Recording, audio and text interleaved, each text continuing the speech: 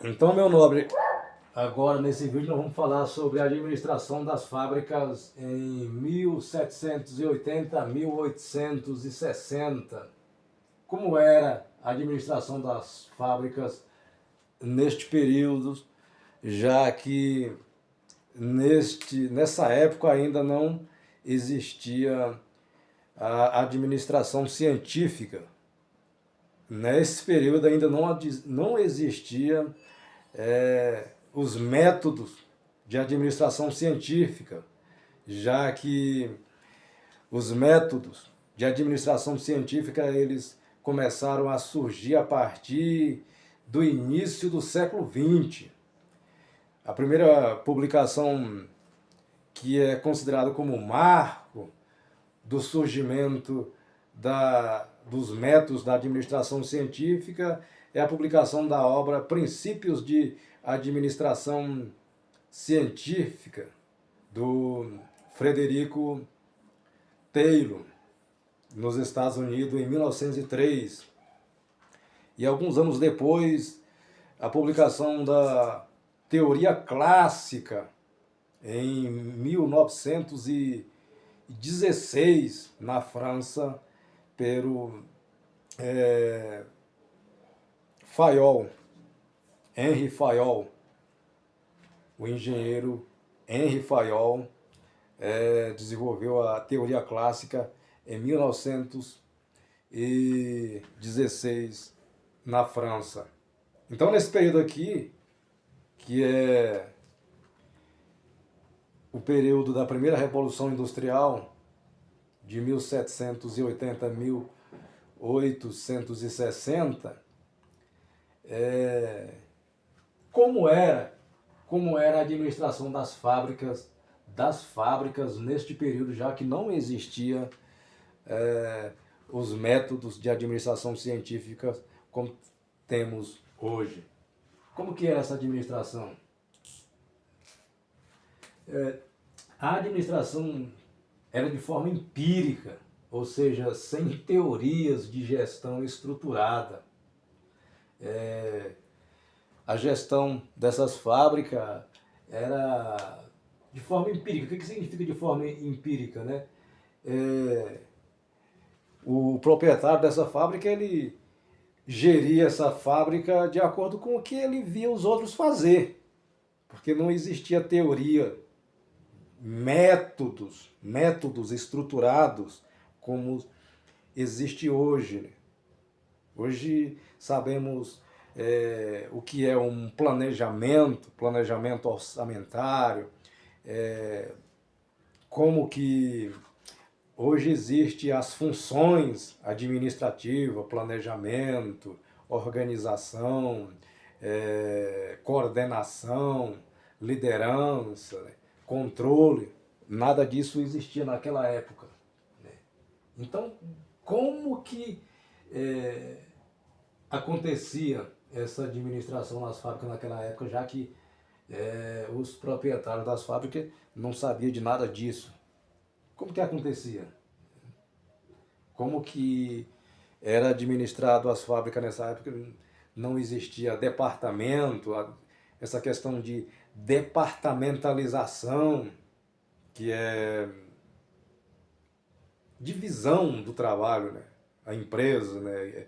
Uma estrutura organizacional da empresa, que é a questão da departamentalização, divisão do trabalho. Fulano faz isso, outro setor faz aquilo, um outro grupo de pessoas vai fazer determinada função na empresa, um outro grupo de pessoas vai fazer uma outra função na empresa. Isso é a departamentalização.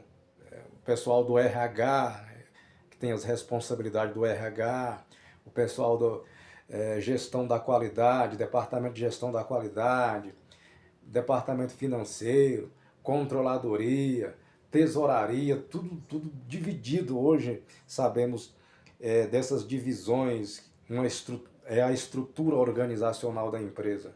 Mas naquela época não existia nada disso. Não existia controladoria, um setor de contabilidade, de finanças. Como que era a gestão das fábricas naquele período, né? O que acontecia naquele período, né? Então, a administração acontecia de forma empírica, né? O proprietário, né? A pessoa que estava à frente da gestão daquela fábrica, ele tocava o negócio, geria o negócio de acordo com o que ele achava que era certo ou que ele observava outros fazer e copiava, e porque dava certo, algumas coisas dava certo, então aquilo era observado e copiado e praticado nas fábricas, né? Isso é uma forma de administração empírica. Empírica quer dizer que não existia teorias de gestão estruturada, experimentada, comprovada como existe hoje, né? Era de forma empírica, né? Fazia o que entendia como sendo certo. Era assim que acontecia a administração das fábricas antes da existência ou do surgimento dos métodos científicos, da administração científica como conhecemos hoje, né? Então, o foco dos proprietários das fábricas naquele período era maximizar a produção das máquinas a vapor, que naquela época as máquinas eram a vapor. Como assim a vapor, né? O funcionamento, a energia que proporcionava o funcionamento das máquinas que foram inventadas naquele período era a lenha, madeira. Era a lenha mesmo, lenha e o carvão mineral, né? Mais tarde, com a escassez da madeira, já havia queimado todas a madeira, as florestas que existiam na Europa naquela época foram se extinguindo, né? Começaram a utilizar o carvão mineral, não o carvão vegetal, porque o carvão vegetal é feito de madeira. O carvão mineral, da extração do carvão mineral para substituir o carvão da madeira. Então as máquinas a vapor, o combustível era o carvão mineral. Então a divisão do trabalho, né? Eu havia falado no outro vídeo que no sistema de manufatura, o artesão ele conhecia o processo de fabricação de um produto, no caso uma peça de pano, ele conhecia todo o processo desde o início até o fim da produção da peça de tecido. Ele sabia como que o algodão era colhido, como descaroçava o algodão, separando o algodão do caroço, como fabricar os fios, como fazer a tecelagem dos fios para formar o tecido todinho, sabia o processo do início ao fim. Aqui com a transição da manufatura para a fábrica, né, o operário ele ficou responsável apenas pela uma parte do serviço, não pelo o conhecimento da fabricação de todas as etapas da fabricação do produto, mas isso que é a divisão do trabalho, a especialização do trabalho, né?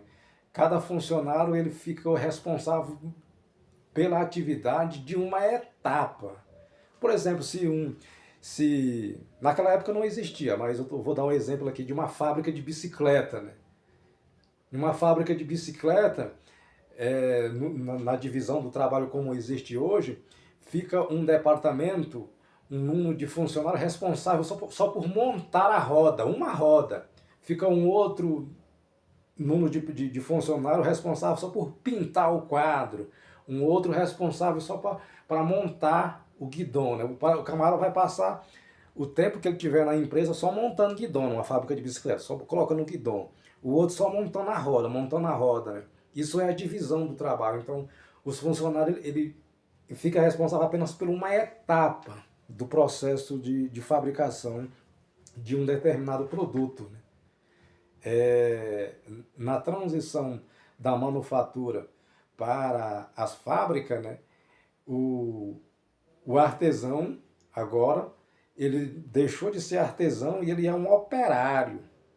E agora o trabalho dele vai ser um trabalho especializado. Ele vai ficar especializado em uma etapa da produção de um produto. Ele não vai conhecer todas as etapas que passa um produto para ser produzido. Ele vai conhecer apenas uma etapa, né? Isso que é divisão do trabalho, especialização do trabalho. Então, essa atividade que os operários eles se submetiam, aquilo causava fadiga, causava assim a pessoa passar o tempo todo só fazendo a mesma coisa, a mesma função, né? A vida toda. Causa fadiga, causa assim a pessoa desmotivação no trabalho. Que antes o funcionário conhecia o processo produtivo do início ao fim. Agora, com a divisão do trabalho, não, ele era responsável apenas por uma etapa da produção de um determinado produto, que aqui nós estamos falando sobre o segmento da indústria têxtil, que utilizava o algodão como matéria-prima para fabricar tecidos, que posteriormente ia fabricar roupas, né? Naquele período existiu a divisão do trabalho, que antes os artesãos conheciam o processo de produzir o produto, todo o processo do início ao fim. Aqui nas fábricas não, o operário ele conhecia apenas uma etapa, ele não sabia as outras etapas por qual o produto passava para ser produzido. Então aqui é um detalhe, né? É um detalhe sobre como era a administração das fábricas nesse período de 1780 a 1860. Segundo, né, disciplina e controle autoritário. Como era, né? Como que existia essa administração, como era praticado a administração, se é que podemos chamar de administração, porque a administração não existia naquela época. Estamos falando apenas de como existia uma tentativa de administrar uma organização, que também organização significa que uma empresa como conhecemos hoje, com departamentos, com estruturas administrativas. Naquela época também não existia. A empresa ela estava surgindo, não existia a administração, mas a gente está falando como se existisse uma tentativa de administrar, Como não existia os métodos de administração que conhecemos hoje, né? Eles tentavam administrar aquelas fábricas que estavam surgindo naquela época, né? Através da disciplina e controle autoritário imposto sobre aqueles operários naquela época, né? Como que era isso? Como que acontecia esse processo de disciplina e controle autoritário sobre os trabalhadores, os operários naquela época, né? Centralização do comando, que era apenas o proprietário, né, que mandava, né? Hoje sabemos que a administração existe vários departamentos, com vários gerentes, né, que é cadeia de comando, né? Cadeia de comando que desde existe o setor tático, né, o operacional e o estratégico, e dentro de cada nível desse existem muitas ramificações que chamamos de cadeia de comando, amplitude de comando, né, que é o número de funcionários que cada gerente comanda em uma determinada seção. Isso é amplitude de comando, cadeia de comando, hierarquia. A empresa é um sistema orgânico como conhecemos hoje, com vários subsistemas. Mas naquela época, como estava surgindo, as fábricas estavam surgindo, era apenas um comando centralizado. Era apenas o proprietário que tentava comandar um grande número de operários e isso era bem complicado, né? Porque não existia o conhecimento das funções administrativas como conhecemos hoje. Então existia uma tentativa de administrar através da intimidação, centralização do comando, baseado na vigilância. Da vigilância, existia capataz, né? Vigilância severa, severa dos funcionários. Era uma administração, uma tentativa de administração baseada na vigilância, na intimidação dos funcionários, porque não existia os métodos administrativos que existem hoje. E por não existir, um segundo consequência de não existir os métodos administrativos, né? Por não existir, predominava o caos produtivo nas fábricas daquela época. Por que predominava o caos produtivo? A ausência de padronização. Não existia padronização. Até porque, mesmo depois do surgimento dos métodos científicos da administração científica, muito recente, agora foi muito recente que foi surgir a gestão da qualidade, né? Então, naquela época estava bem distante, muito distante da padronização dos produtos produzidos. Não existia padronização. Então, era um caos produtivo, né? Não existia padronização. Produtos saíam bem diferentes um do outro, né? A mesma fábrica produzindo o mesmo produto, mas por não existir padronização, os produtos saíam muito diferentes, com muitos defeitos, né? Porque não existia padronização, não existia, né? Gestão da qualidade veio surgir agora muito recente, né? Cada operário produzia utilizando seus próprios métodos e ferramentas, né? Que gerava desperdício extremo, porque a ausência dos métodos administrativos, os métodos científicos, né, causava todos esses transtornos aí, né? Ausência de padronização, desperdícios, né? E prejuízo para os proprietários das fábricas naquela época.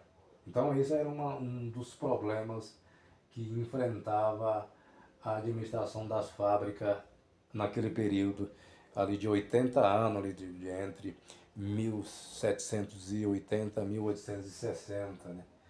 Um quarto problema que enfrentava as fábricas nesse período era baixa produtividade e desperdício de matéria-prima. A ausência dos métodos científicos da administração proporcionou, né, essa baixa produtividade e desperdício de matéria-prima. Como que acontecia isso, né? Sem a existência da administração como conhecemos hoje, né? Quais eram as causas de tudo isso? Baixa produtividade e desperdício de matéria-prima por falta de normas administrativas, de prática administrativa, de métodos administrativos, né?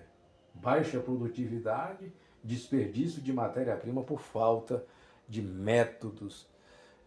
dos métodos da administração como conhecemos hoje.